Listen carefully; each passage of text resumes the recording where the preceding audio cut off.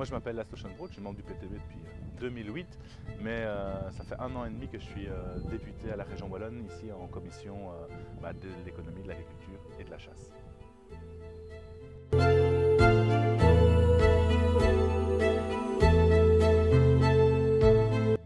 Oui, d'abord tout simplement on l'a vu avec la peste porcine, c'est que ça donne des lâchers de gibier, donc je pense qu'effectivement d'une part il faut les interdire, ça n'a pas de sens, donc on est ouvert sur certains lâchers pour des repeuplements qui n'ont rien à voir avec la chasse, mais dans le cadre de la chasse on est complètement contre les lâchers. Le but de la chasse il n'est pas sportif, le but de la chasse il est éventuellement régulateur.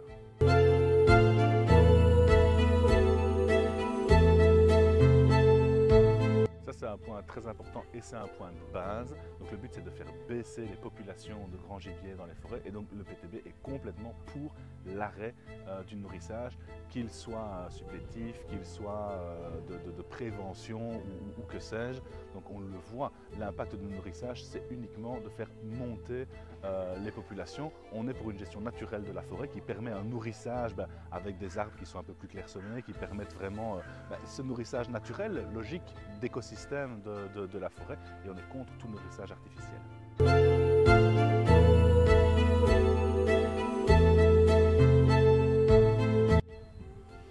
Oui, complètement, donc ça on le voit, c'est lié évidemment aussi à la question du bien-être animal, parce que réguler les populations, ça ne veut pas dire tout permettre, tout autoriser, et donc on le voit aujourd'hui, comme par exemple sur les méthodes, on va être contre le piégeage qui est indiscriminé, on peut avoir n'importe qui se fait n'importe quoi, qui se fait piéger, et certainement dans des questions généralement de souffrance animale fort, et il n'y a aucune raison de surstresser, pour des raisons parfois que j'entends culturelles ou que sais-je, surstresser le gibier. Donc on le voit, ici on a un vervier tout près d'ici à Bütchenbach, ils ont travaillé sur la poussée silencieuse, et on voit que les balles sont beaucoup plus létales, il y a vraiment très peu de balles, en plus du nombre de prélèvements, quasiment rien. Donc en fait, juste simplement, les faits parlent pour ça, c'est plus efficace. Et donc ça ne sert à rien de surstresser les animaux, il faut effectivement avancer sur la poussée silencieuse.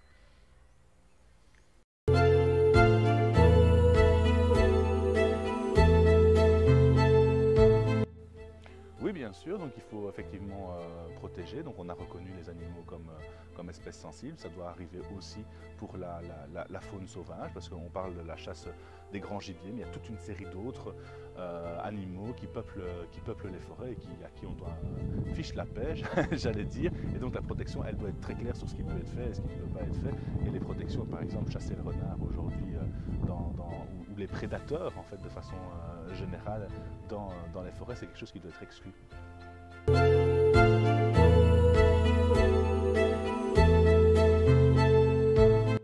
La position est assez claire, non, il n'y a aucune raison de chasser les prédateurs naturels dans la forêt. Je le disais tout à l'heure, notre point de vue c'est de revenir à une gestion qui soit plus naturelle de la forêt. Il y a des prédateurs qui existent, il faut en fait les aider à faire le job ici et pas faire des prélèvements à ce niveau-là. Donc le chasseur est censé être finalement une aide des prédateurs naturels et pas l'inverse.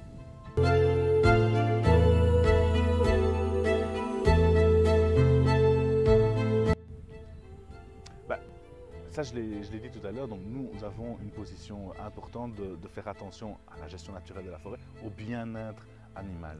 Toutes les méthodes aujourd'hui qui sont contraires au bien-être animal, qui stressent parce que c'est la chasse à corps et à cri, qui sont faiblement létales comme le piégeage, etc., ce sont des choses qu'on ne soutient pas. Donc, dans ce cadre-là, clairement, le tir à l'arc aujourd'hui nous paraît complètement opposé à tout l'intérêt de l'efficacité de la chasse dans son rôle de prélèvement et du bien-être animal.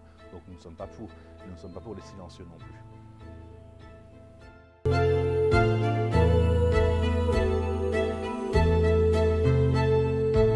Donc la première chose, c'est d'avoir une chasse qui soit efficace. Donc c'est d'avoir peu de pertes au niveau des balles, j'ai parlé de la poussée silencieuse, etc.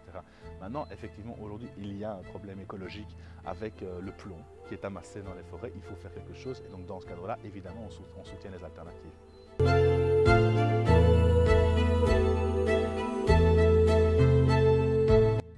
Donc oui, oui, tout à fait, on est pour une évolution de l'encadrement de la chasse. Donc, en soi, qu'il y ait une protection quand il y a des périodes de chasse, ça c'est tout à fait normal quand on est en train de chasser.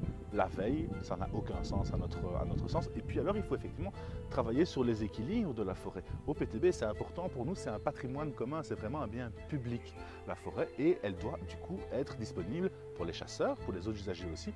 Donc, les promeneurs, les naturalistes, toutes les personnes qui ont envie de profiter de la forêt, l'usage économique de la forêt aussi, évidemment. Et donc dans ce sens-là, nous ne sommes pas favorables aux fermetures de forêt pour la chasse en week-end, en jour férié. C'est quelque chose pour nous qu'il faut complètement protéger pour que chacun puisse profiter de la chasse.